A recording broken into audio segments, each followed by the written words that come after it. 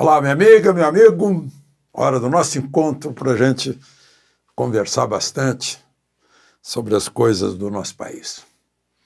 Hoje é segunda-feira, 17 de junho, 1962, Estádio Nacional de Santiago do Chile, Brasil, bicampeão do mundo de futebol.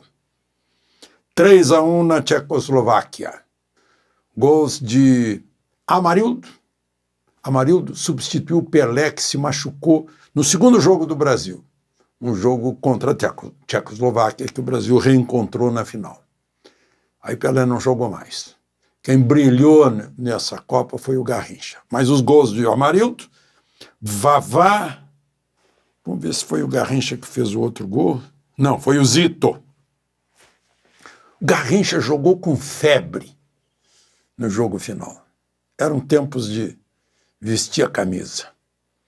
Quem levantou a taça foi o capitão Mauro. O Aimoré Moreira era o treinador. E o Paulo Machado de Carvalho, o chefe da delegação. Mário Américo.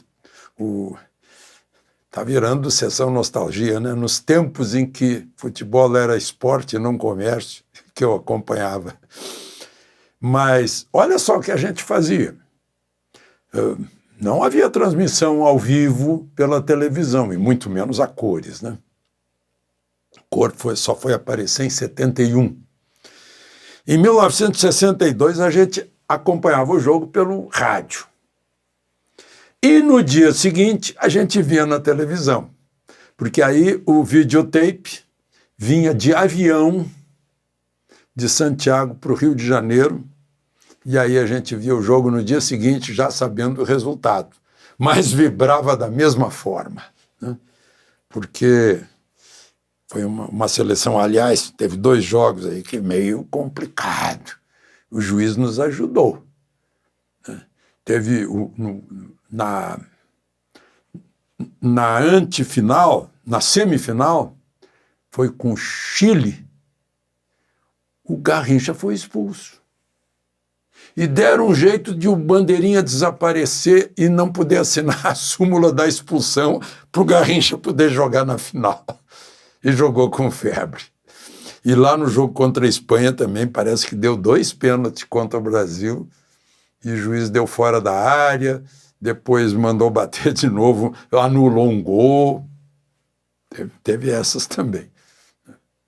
Bom, gente, vamos em frente. Hoje, sim, politicamente, hoje, 17 de junho, em 1971, agora de memória falhou, mas foi no 17 de junho que invadiram a sede do Partido Democrata no conjunto Watergate, que fica ao lado do Potomac, lá em Washington. E aí foi um escândalo tal que acabou derrubando o presidente republicano Richard Nixon. Foram as gargantas profundas, os deep throat, que passaram por uma dupla de repórteres do Washington Post as informações que levaram a elucidar que foi uma invasão política mesmo, uma espionagem política. Derrubou o presidente dos Estados Unidos. Watergate. Bom, depois eu ponho aí a data, o ano em que foi. Vou palpitar aí, início dos anos 70, talvez. Vamos em frente, então. Em conversa é isso, né? Nada é absolutamente formal. Não esqueça de se inscrever, né? Ou de fiscalizar sua inscrição e, ao final, de deixar o gostei, isso é importante, ou não gostei.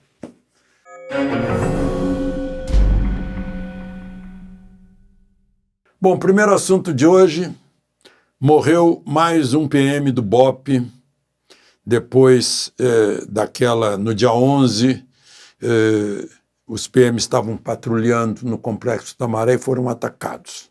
No mesmo dia morreu um sargento, aí o outro sargento foi gravemente ferido e morreu hoje. Sargento morto, Rafael Dias. Minha homenagem deixou uma viúva, um filho órfão, já tinha morrido, Sargento Jorge Cruz. São heróis da lei. Heróis da lei.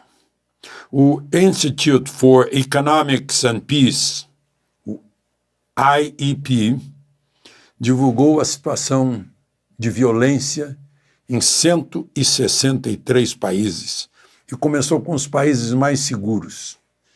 Islândia, vocês vão dizer, é fácil, né? Uma ilha. Depois Irlanda. Imagina que a Irlanda já foi tão abalada por brigas, né? Religiosas.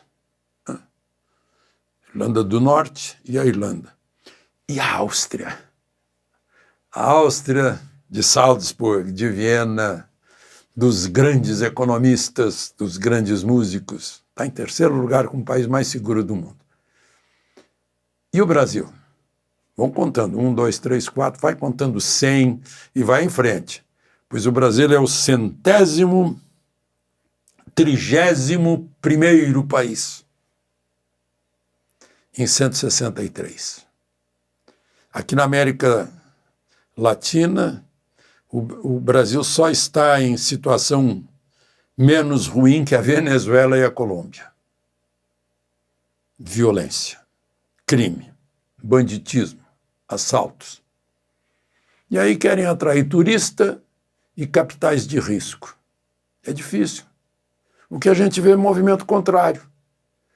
Vejam só, entraram 77 mil refugiados no Brasil, quase todos da Venezuela, né? Cerca de 1.000 cubanos. Mas o Brasil bateu o recorde o ano passado de green cards, ou seja, licença para trabalhar e morar nos Estados Unidos. 28.050 brasileiros saíram daqui para lá. Isso sem contar os ilegais, né? Que vão via Caribe, via México. Sem contar os ilegais. E sem contar Portugal, né? Está cheio de brasileiro em Portugal. Aliás, nesse green card, a maior parte veio do México. E a gente entende, né? 179 mil mexicanos conseguiram permanência. Né? Segundo lugar, indianos. Vieram de longe e de um país com 1 bilhão e 300 milhões de habitantes. Aí até é pouco, né? 76 mil, considerando a população do país. Terceiro lugar, Cuba, que está ali pertinho, 74 mil cubanos, só no ano passado. República Dominicana, 66 mil, só no ano passado. E chineses, 58 mil. Chineses indo para os Estados Unidos. Naturalizados brasileiros. Brasileiros naturalizados americanos, no ano passado, foram 12.570, que tiveram a felicidade, né? Foram lá pedindo isso, como o meu amigo, colega, jornalista, economista, pós-graduado, o Rodrigo Constantino, que anunciou, feliz da vida, que semana passada recebeu a nacionalidade americana. Tá? Num país em que não há censura. Não. Bom, gente, agora é São Luís Gonzaga, lá na região das Missões do Rio Grande do Sul. Tem um tufão, eu vi as imagens, que coisa horrorosa.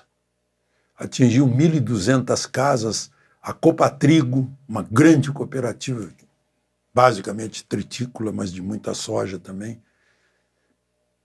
Foi arrasador. A gente vê telhados, pedaços de telhados em cima das árvores, árvores arrancadas, postes caídos em cima de automóveis, lojas com tudo quebrado, 6 escolas atingidas. Foi um horror. Um tufão no Rio Grande do Sul, como se já não bastasse a enchente, que está recrudescendo, porque choveu muito nas cabeceiras, lá na região do Rio das Antas, que se transforma em Taquari e desemboca no Jacuí, que cai no Guaíba, em Porto Alegre. Como se não bastasse, né? Enquanto isso, o presidente da Federação, que é a Federação das Entidades Empresariais do Rio Grande do Sul, é a entidade econômica mais importante do Rio Grande do Sul. O presidente Rodrigo Souza Costa fez um discurso pesado no CDL, nos diretores lojistas, né? Disse que não tem como não levantar o tom em relação ao governo federal, que ele chamou de omisso, chamou de a inércia, a morosidade e pouca efetividade do governo federal. E disse que ele não acredita que um governante que já deu dinheiro brasileiro para outros países esteja agindo, embora tenha origem sindical, haja como banqueiro querendo oferecer dinheiro a juros, né? A juros variáveis, né?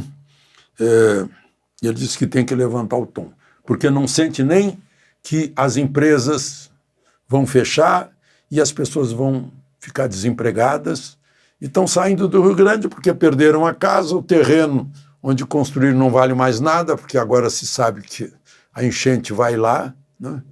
Porque os rios estão cada vez mais assoreados, levanta a calha do rio, a água transborda a cada ano mais, que estão indo embora para outros estados. Muitos gaúchos, segundo ele, né? Eu lembrei disso, né?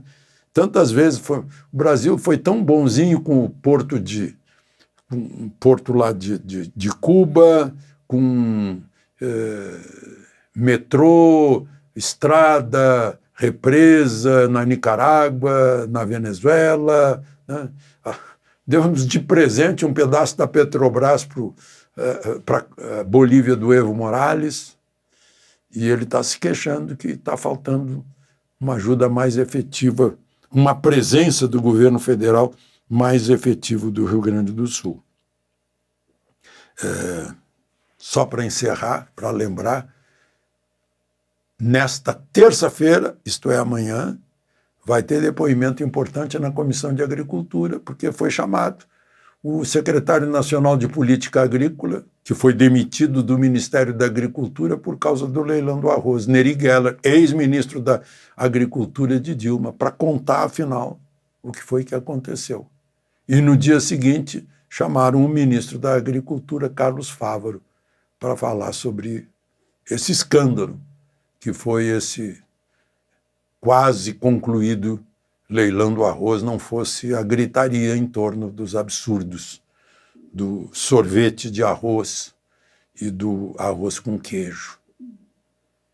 De Brasília, Alexandre Garcia.